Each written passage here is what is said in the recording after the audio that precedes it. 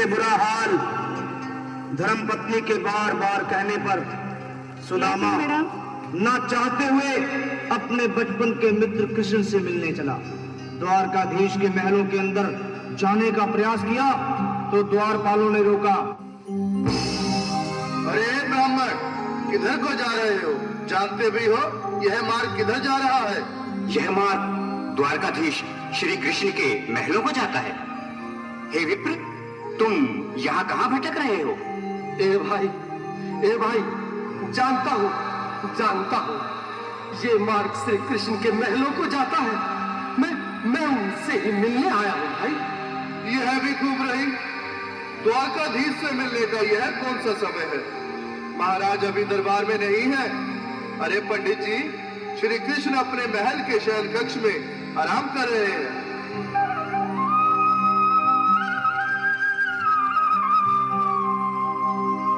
देखो देखो ये गरीबी का हाल, कृष्ण के दर पे विश्वास लेके आया हूँ। मेरे बचपन का यार है मेरा श्याम, हमारे महल के करीब आ गया है। तुम्हारे महल के करीब आ गया है। अरे द्वारपालो करीब आ गया है। करीब आ गया है। भाई द्वारपाल, मुझ पर दया करो भाई।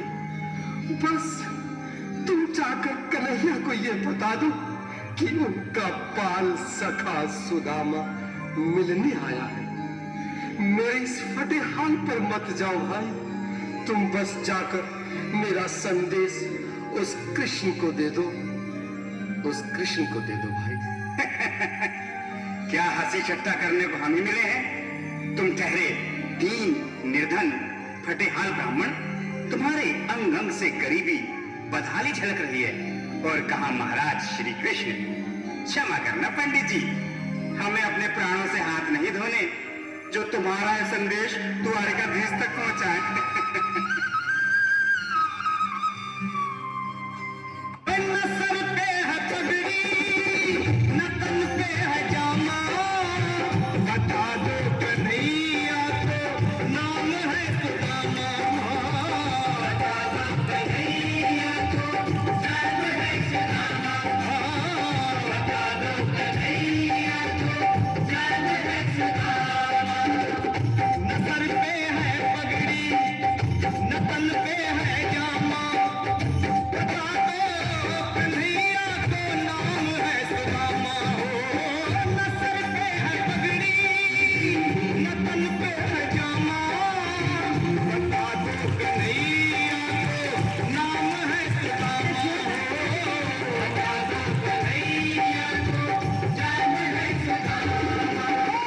एक बार मोहन से जा करके कह दो, तुम एक बार मोहन से जा करके कह दो कि मिलने सखावत नसीब आ गया है। नसीब आ गया है। अरे द्वारपालो, कन्हैया से कह दो कि दर पे सुदामा करीब आ गया है। दर पे सुदामा करीब आ गया है।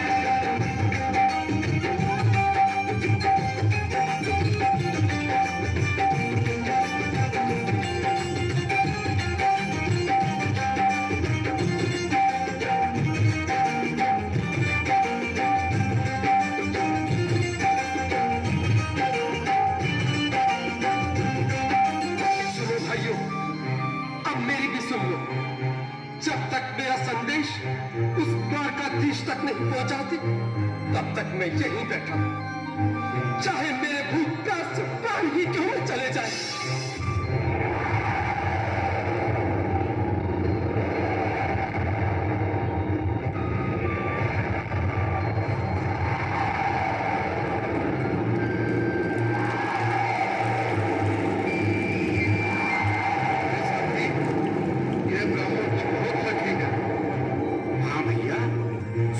शाम होने को है, पर ये यहाँ से जाने का नाम ही नहीं ले रहा। अरे देखो तो सही, इसकी देह कैसे कांप रही है, लगता है जैसे प्राण घुटनों पर अटके हैं। भगवान न करे अगर ब्राह्मण ने यही प्राण त्याग दिए तो, और अगर ये सच में द्वारिकाधीश का मित्र हो तो क्या होगा भैया? सही कहते हो, अगर ब्राह्मण हत्या का पाप लग गया तो पीढ़ियां नरक भोगेंगी। अगर महाराज का मित्र हुआ तो मृत्यु दंड का भय है। अपनी आने वाली पीढ़ियों को नरक में डालने से तो ये संदेश पहुंचाना ही ज्यादा अच्छा है। क्यों ना महाराज का संदेश पहुंचा दे। ऐसे करो, तुम जाओ भैया। तुम जाओ भैया, तुम उम्र में बड़े ठहरे, मेरी बात तो समझो, तुम ही जाओ। देखो भाई, मैं ठहरा बाल बच्चेदार परिवार वाला, मेरे बूढ़े माँ बाप हैं, तुम ठहरे कुंवारे अकेले। अच्छा, मैं ही जाता हूँ। बिल्कुल, थोड़ा थोड़ा रास्ता दे दे, बिल्कुल बीच में ही। मनोज सिंह जी, आज भी लीलाधारी के चेहरे पर मुस्कान है। लगता है जरूर कोई नई लीला रचने वाले हैं। द्वारकाधीश की जय हो। कहो द्वारपाल, इस समय कैसे आना हुआ? महाराज, क्षमा चाहता हूँ, पर कारण ही कुछ ऐसा है। द्वार पर एक ब्राह्मण स्वयं को रुक क्यों गए? आगे बोलो। द्वार पर एक गरीब ब्राह्मण स्वयं को आपका मित्र बताता है, आपसे मिलना चाहता है। अपना नाम सुदामा बताता है। सुदामा?